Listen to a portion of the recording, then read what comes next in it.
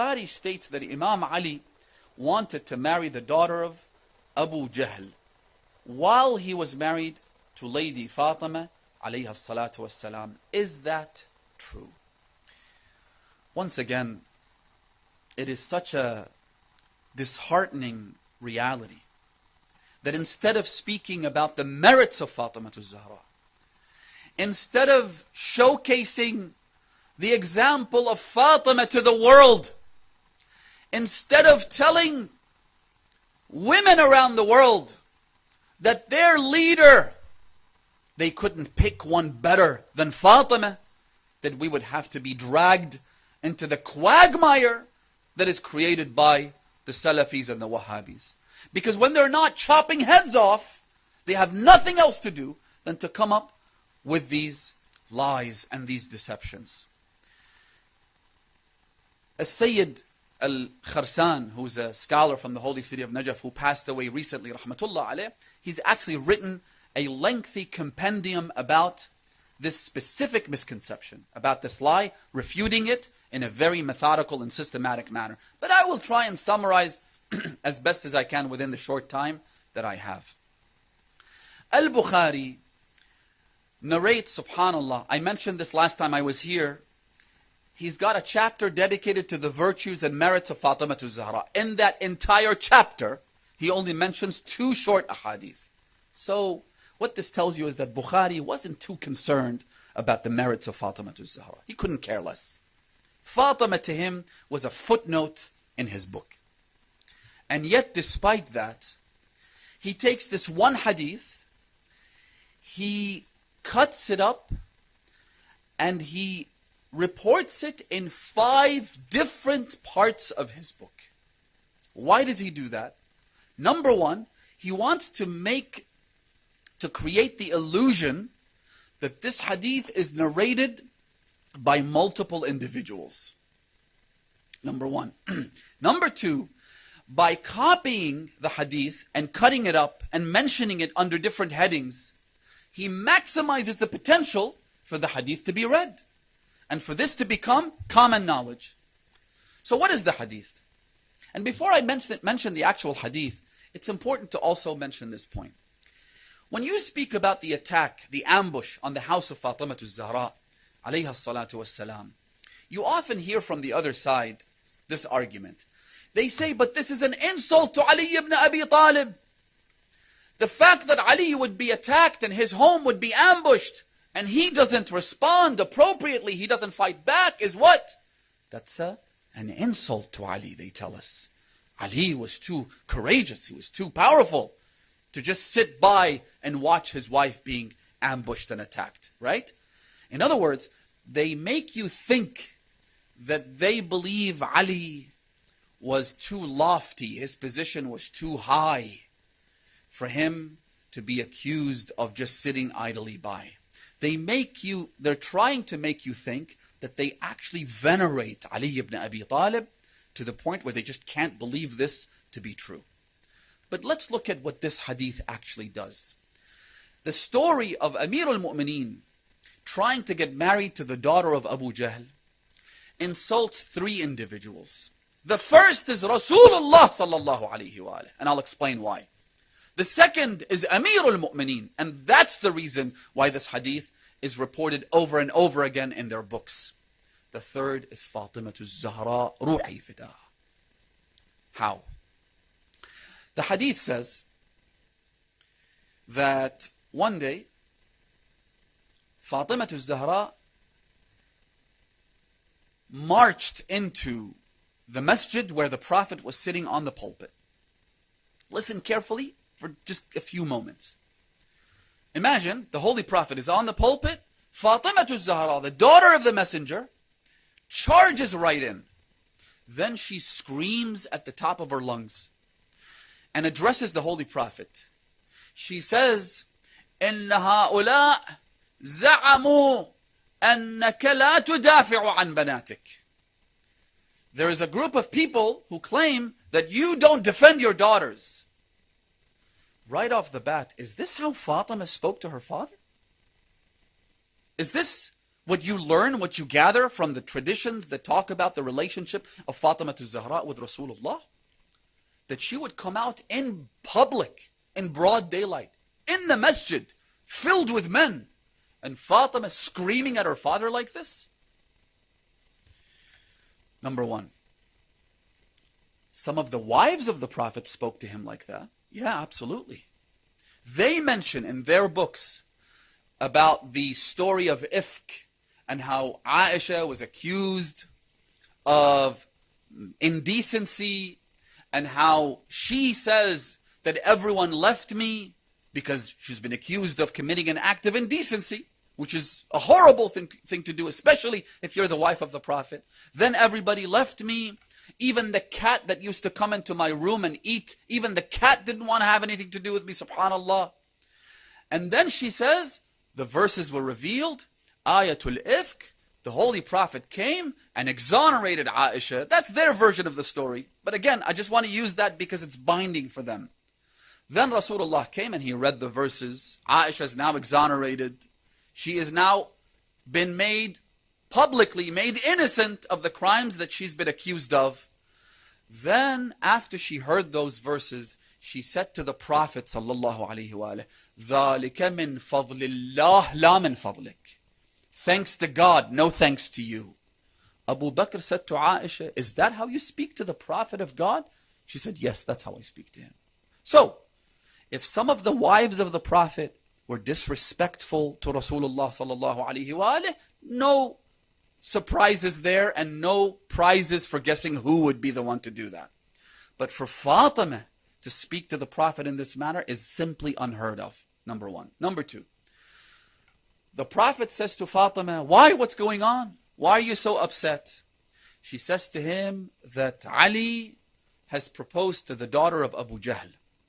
He wants to marry her and I can't have that. So now the Prophet responds by giving an entire sermon to all of these Muslims. I mean, you'd think that this would be a domestic dispute. It's something between the Prophet, his daughter, and his son-in-law. Why would the Prophet make this public? Is this the right thing to do? If anybody else did that, wouldn't you say, well, this is inappropriate? This is highly inappropriate. Why make why air dirty laundry, so to speak? But let's just go with this lie. Rasulullah then gives a sermon. In that sermon, he praises another one of his sons-in-law, right? A person who had married one of the daughters, whether it was the Prophet's daughter, Khadija's daughters, it doesn't matter. The Prophet praises that person. His name was Abu al-As. He says, Abu al-As was such a good man. Abu al-As was truthful. Abu al-As made a promise to me and he never broke it. Okay, fine. What's the Prophet trying to say? He then says, I have heard that Ali wants to marry ibn Abi Talib. He doesn't even mention him by his first name. He wants to marry the daughter of Abu Jahl. وَوَاللَّهِ لَا تَجْتَمِعُ إِبْنَةُ وَلِيِّ اللَّهِ وَإِبْنَةُ عَدُوِّ اللَّهِ.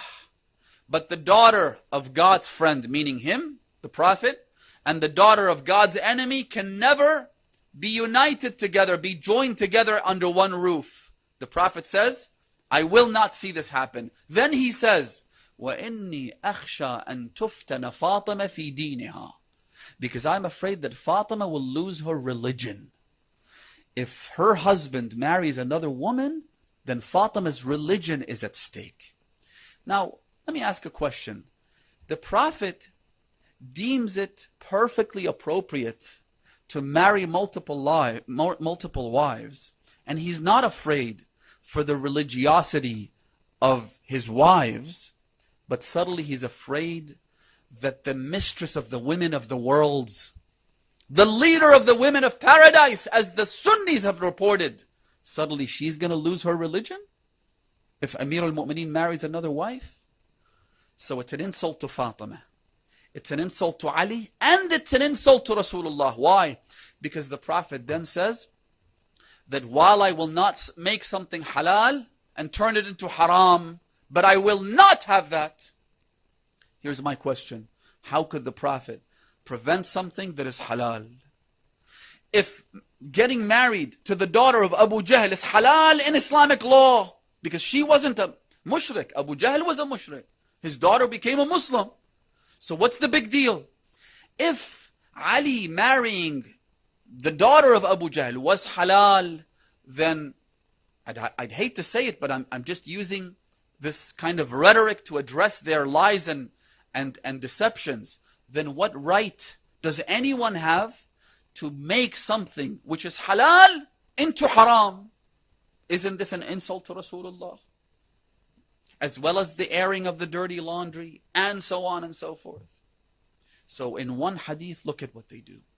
One hadith. By the way, very briefly, this hadith is reported by only 3 individuals. You'd think the Prophet giving a sermon, making all of this public, exposing this entire thing to all of the Muslims who had gathered at the masjid. You'd think that a good 20, 30 people would report it.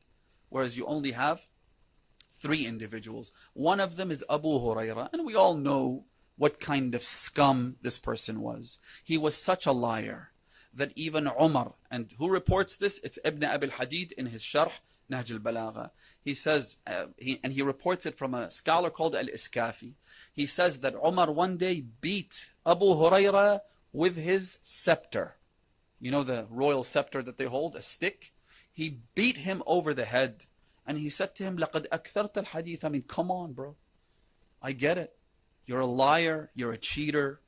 You're someone who concocts and fabricates hadiths and attributes them to the Holy Prophet because the guy who imports basal akka happens to pay you a handsome commission.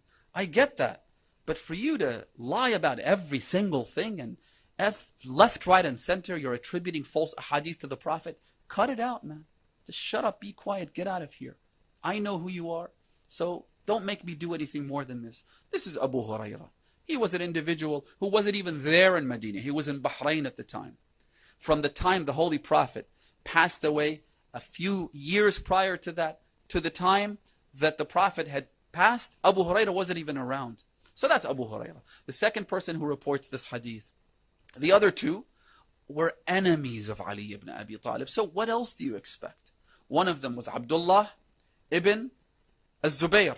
Abdullah ibn al-Zubayr was the one who refused. He was the governor of Medina for about a year, right? Before he was eventually killed when Yazid sent Muslim ibn Uqba and he catapulted the Kaaba and he killed him.